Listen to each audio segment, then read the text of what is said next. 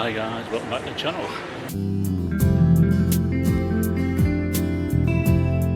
And today I'm in Bristol. I'm actually at Bristol Town Meads train station at the minute, and we're going to head off and try and find our hotel for the night, which is the Holiday Inn Express, which apparently is only just across the road. Apple Maps has told me it's only a 4-minute walk. It is indeed only 4 minutes from the station. It's directly ahead of me across the road. I've got an hour or so to check in, so before I do that I'm going to have a little wander around to the river and find myself a nice little pub to try and hunker down for an hour or so.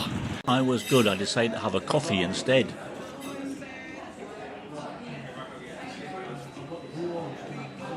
We're here, so let's check in.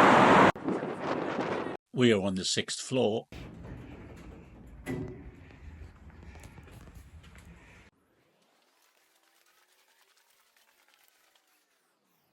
This is our room, guys, 608, so let's go in.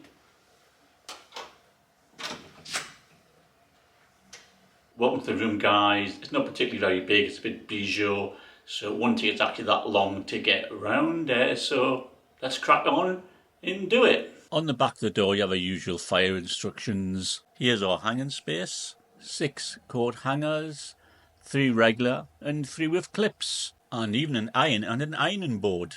Shush, don't tell Mrs. Snapshot. I'll never hear the end of it. Here's our bed, it's a regular double. Let's check out the pillows. Yep, they're fine, they'll do. Is there a mattress protector? Yes, there is. Here's our bedside units. Only one side has a USB, and at the side on the wall you'll find a double socket. Check out the retro reading lights. Okay, let's check the bed. Oh, let's get on. Let's get on properly. Not quite sure, guys.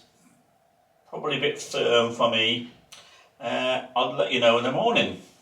The room has a full-length mirror with a hairdryer. The TV's on the desk, not on the wall. Interesting. Underneath the TV we have a unit, a desk with another hairdryer in it for some reason. There's our kettle, and underneath that we have some spare towels. Here's our desk with a retro light, and it has a double socket and an office chair. Let's check out our liquid refreshments. Kettle looks okay, that'll do me. The cups are clean.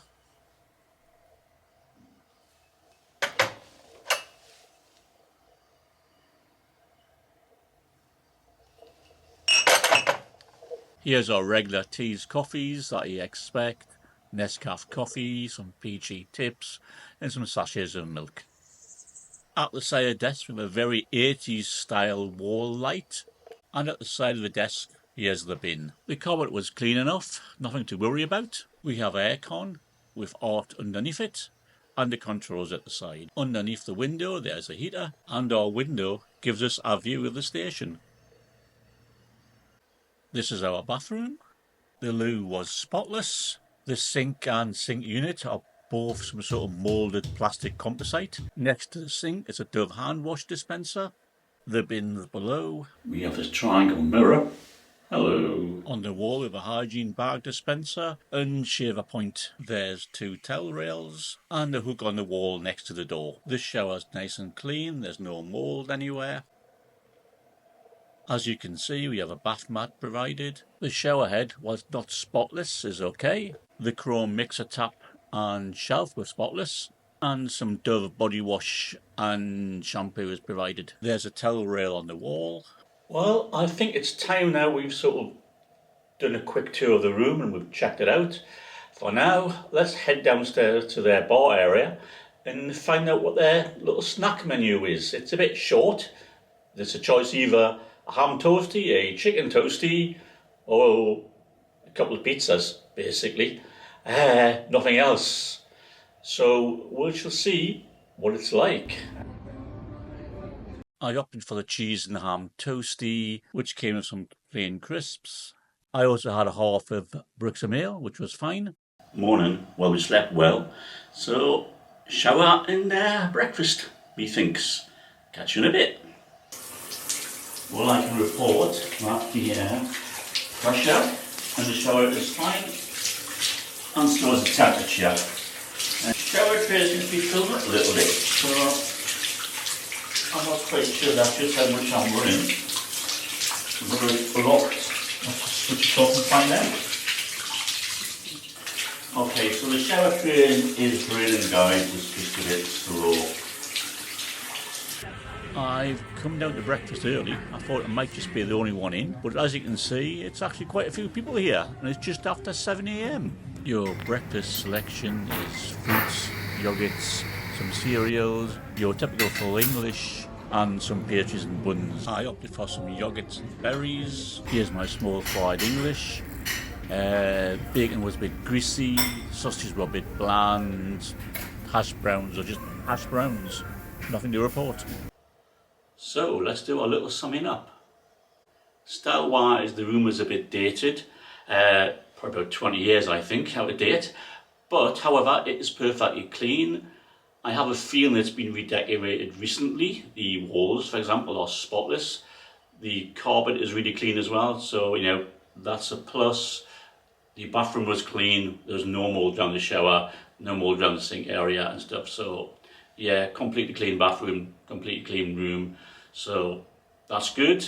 Other pluses, there is the ironing board, there is an iron, there's not one but two hairdryers for some reason. There was one in the drawer and one attached next to the mirror.